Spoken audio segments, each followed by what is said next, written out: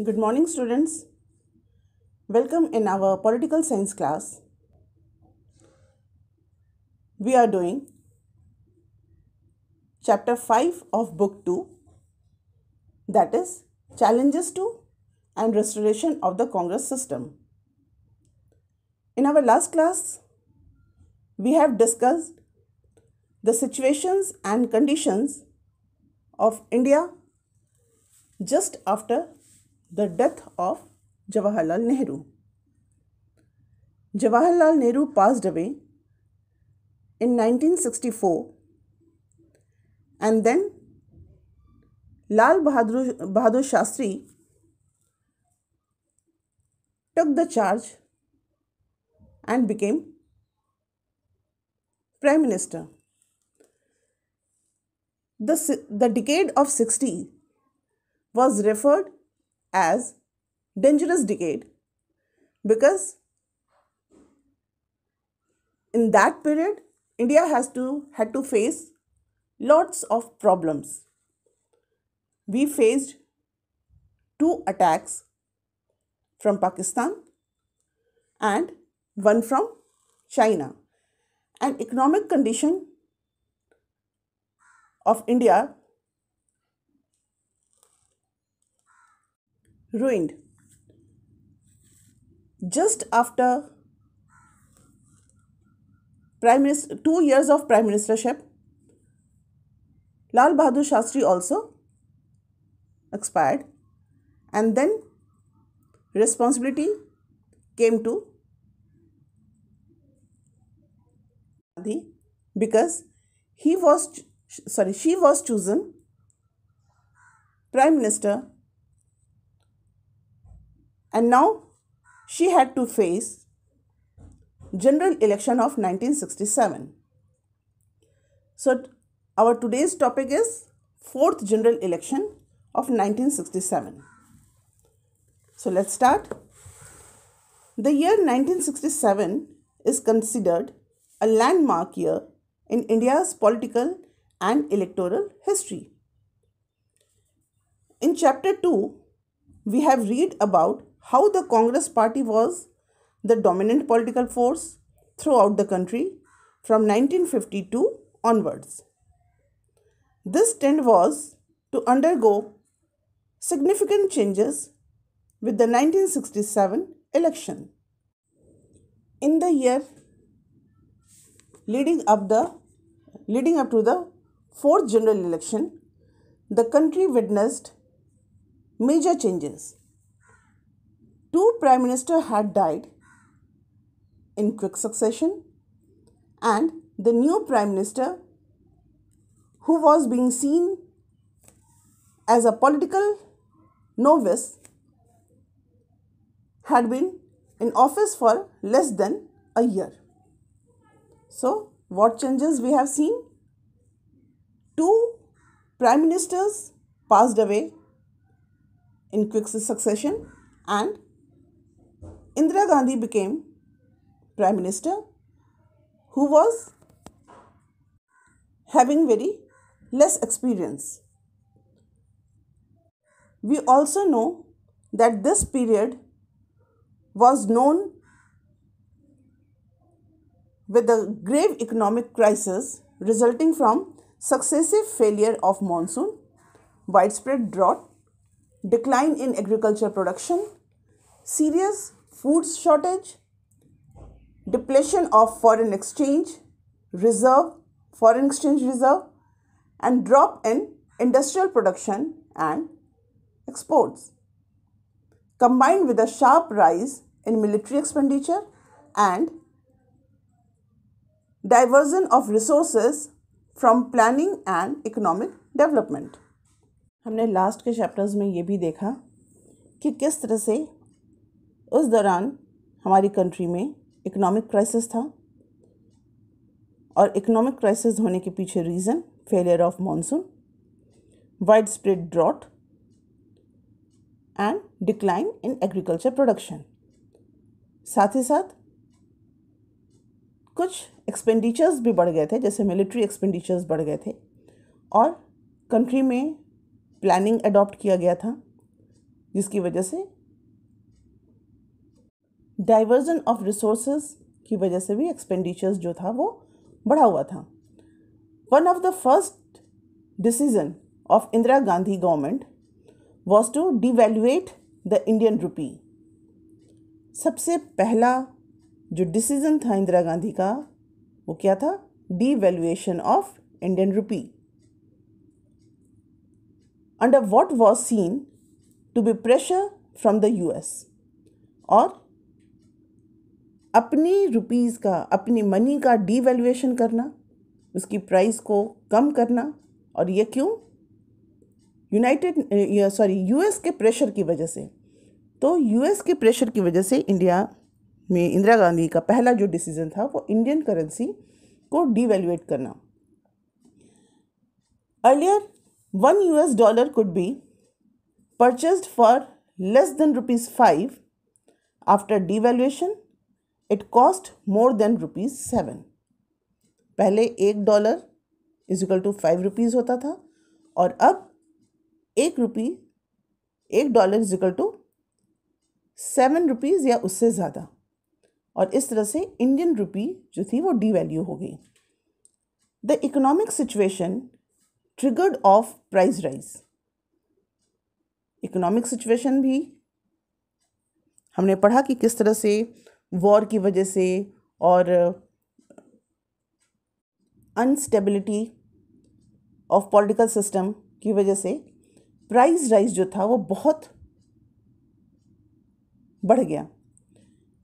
People started protesting against the increase in price of essential commodities, food scarcity, growing unemployment, and the overall economic condition in the country.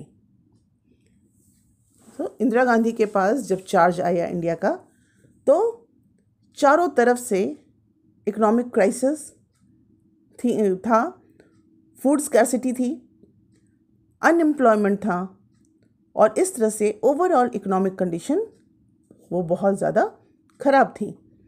बंद and hartals means strike were called frequently across the country. जहाँ देखो वहीं strike हो रहे थे. The government saw the protest as a law and order problem and not as expression of people's problem.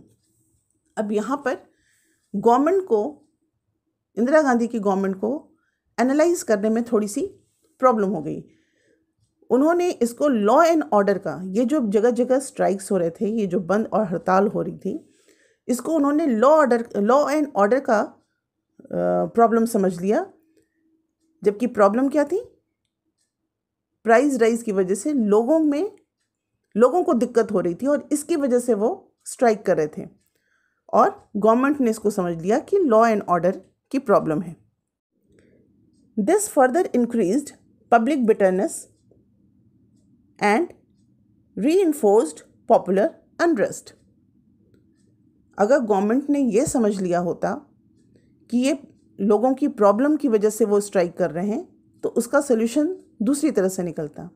लेकिन जब government ने इसको लॉ एंड ऑर्डर की प्रॉब्लम के रूप में लिया तो ऑब्वियसली लॉ एंड ऑर्डर को मेंटेन करने के लिए फिर सप्रेसिव मेजर्स यूज़ किए जाते हैं, जिसकी वजह से लोगों में और भी ज़्यादा रेस्टलेसनेस हो गई और जो रिलेशन है गवर्नमेंट और पीपल का वो बिटर होता चला गया. The communist and socialist parties launch struggles for greater equality. Country में जो कम्युनिस्ट पार्टी थी और सोशलिस्ट पार्टी, कम्युनिस्ट पार्टी तो अलग थी, सोशलिस्ट पार्टी हमने पहले पढ़ा कि कांग्रेस में से ही एक विचारधारा जो सोशलिज्म की थी वो निकल कर उन्होंने सोशलिस्ट पार्टी बनाया था. तो ये कम्युनिस्ट पार्टी और सोशलिस्ट पार्टी, इन लोगों ने इक्वालिटी, ग्रेटर इक्वालिटी के लिए स्ट्रगल करना शुरू किया. Communist party of India lead armed agrarian struggle and organized peasant agitations. This period also witnessed some of the worst Hindu-Muslim riots since independence. और इस पीरियड में ही फार्मर्स ने भी एजिटेट किया और हिंदू मुस्लिम्स के बीच में भी दंगे जैसी स्थिति पैदा हुई। Now the topic non Congressism means we are going to study about opposition. So this situation could not have remained isolated from party politics in the country. Opposition parties were in the forefront of organizing public protest and pressurizing the government. Within country जो इतने सारे protest हो रहे थे वो उसमें जो opposition parties थीं वो फोर फ्रंट पे थीं और वो ही ऑर्गेनाइज कर रही थीं ये पब्लिक प्रोटेस्ट और गवर्नमेंट को प्रेशराइज करने की कोशिश कर रही थीं। Parties opposed to the Congress realized that the division of their vote kept the Congress in power. Thus, parties that were entirely different and desperate in their programs and ideology got together to form anti-Congress front in some state and entered into electoral adjustment of sharing seats in others. जो opposition parties थीं उन्होंने ये realize किया कि opposition party के बटे हुए होने की वजह से, अलग अलग होने की वजह से कांग्रेस हर बार इलेक्शन जीत जा रही है और इसलिए जो बिल्कुल डिफरेंट आइडियोलॉजीज़ वाली पार्टीज़ थीं उन सब ने मिलकर एक एंटी कांग्रेस फ्रंट बनाया। They felt that the inexperience of Indira Gandhi and the internal factionism within the Congress provided them an opportunity to topple the Congress. क्योंकि ऑपोजिशन पार्टी को लगा कि इंदिरा गांधी क्योंकि इनएक्सपीरियंस हैं, उनके पास ऐसा कोई एक्सपीरियंस नहीं है गवर्नमेंट रन करने का, और विद इन कांग्रेस जो फैक्शनिज्म है, जो कांग्रेस के अंदर जो बंटवारा है, उसकी वजह से इन ऑपोजिशन पार्टी को शायद ये अपॉर्चुनिटी मिल सकती है कि वो कांग्रेस को सत्ता से हटा दे। The socialist leader Ram Manohar Lohia gave this strategy the name of non-congressism. So, who has given the name of anti-congress strategy, non-congressism? He was Ram Manohar Lohia. He also produced a theoretical argument in its defense. Congress rule was undemocratic and opposed to the interest of ordinary people, ordinary poor people. Therefore, the coming together of the non-Congress parties was necessary for reclaiming democracy for the people. Ram Manohar Lohia ने ये argument दिया कि कांग्रेस एक undemocratic party है और वो ordinary poor people के interest के अगेंस्ट काम कर रही है और इसलिए नॉन कांग्रेस पार्टीज़ का साथ में मिलकर इलेक्शन फाइट करना ज़रूरी है जिससे डेमोक्रेसी फिर से इस्टेब्लिश की जा सके। तो स्टूडेंट्स, मैं आपको यहाँ ये बताना चाहूँगी कि आपने देखा कि किन परिस्थितियों में इंदिरा गांधी को प्राइम मिनिस्टरशिप का चार्ज मिला और खुद उनकी पार्टी के अंदर भी कुछ लोग, जिन लोगों ने इंदिरा गांधी को सपोर्ट किया, उनका ये मानना था कि इंदिरा गांधी इनएक्सपीरियंस्ड है और इसलिए वो उनके गाइडेंस में काम करेंगी। इकोनॉमिक कंडीशन भी इतनी ख़राब थी कि इंदिरा गांधी को यूएस के प्रेशर में आकर अपनी रुपीज़, अपनी करेंसी का, इंडिया की करेंसी को डिवैल्यू करना पड़ा और इतनी सारी जो प्रॉब्लम और स्ट्राइक्स जो हो रही थी, यहाँ पर गवर्नमेंट को ने ये समझने में गलती कर दी कि ये सारी प्रॉब्लम्स, ये सारे जो स्ट्राइक हैं वो लोगों को हो रही दिक्कत, उनको हो रही प्रॉब्लम की वजह से है, ना कि law and order situation.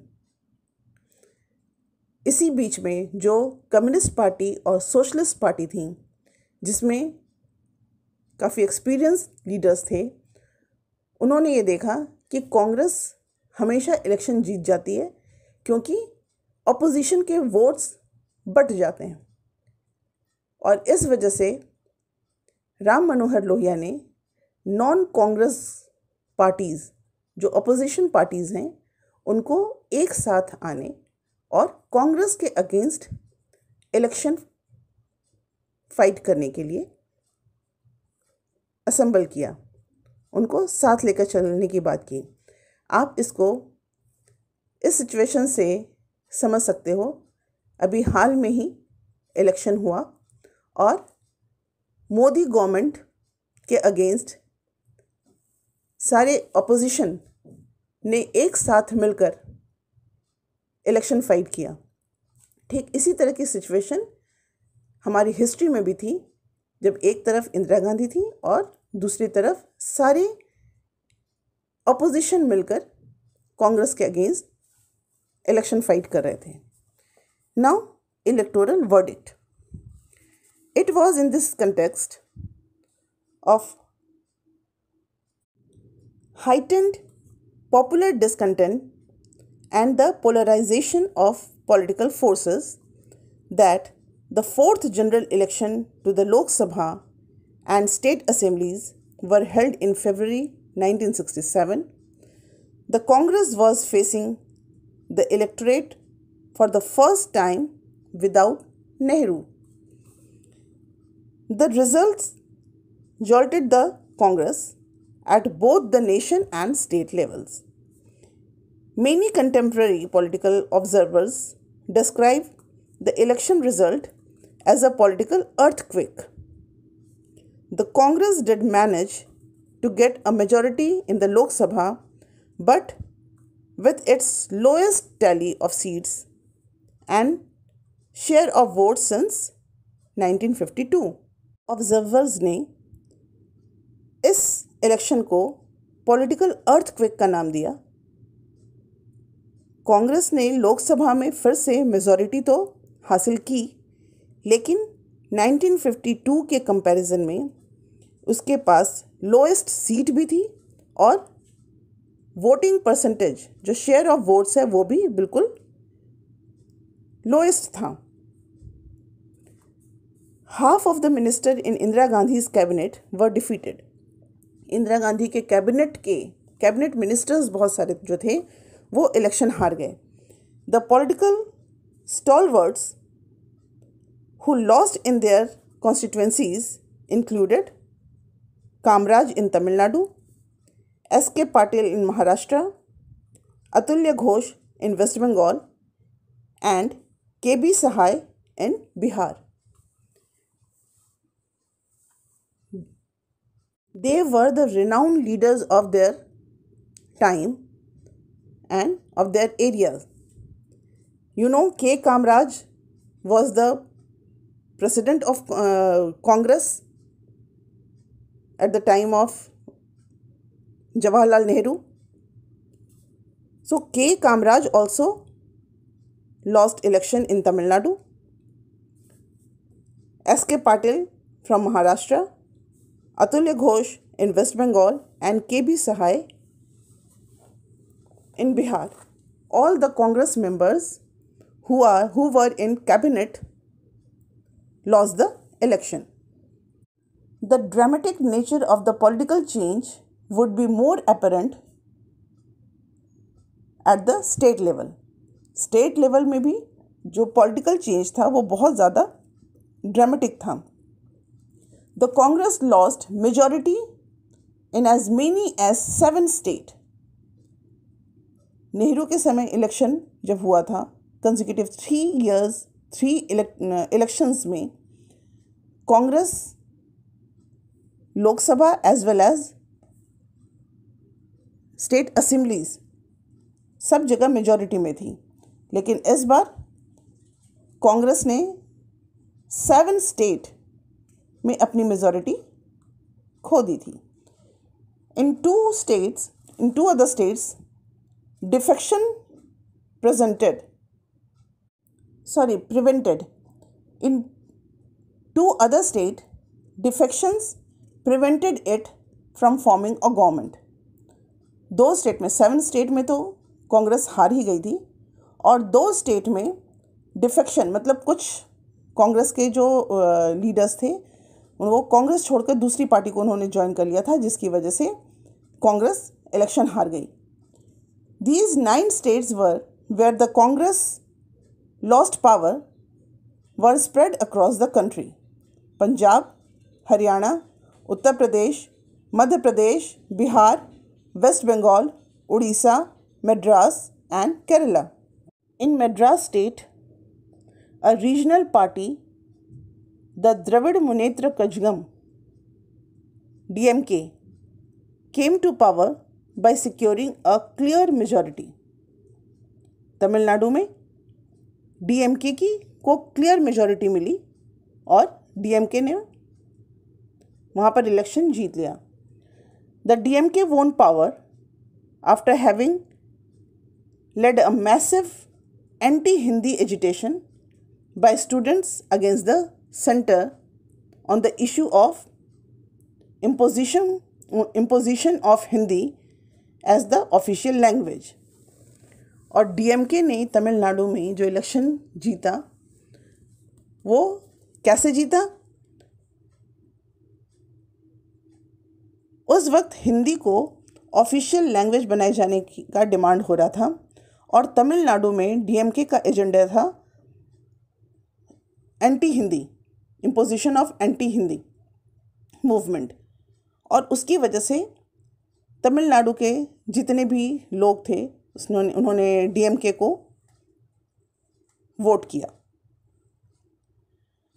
This was the first time any non-Congress party had secured a majority of its own in the state. और पहली बार नॉन कांग्रेस पार्टी ने अपने बल पर मेजॉरिटी में किसी स्टेट में गवर्नमेंट बनाया. In the other 8 state, coalition governments consisting of different non-Congress parties were formed. और बाकी के 8 स्टेट में अपोजिशन पार्टी ने coalition बनाकर गवर्नमेंट फॉर्म किया.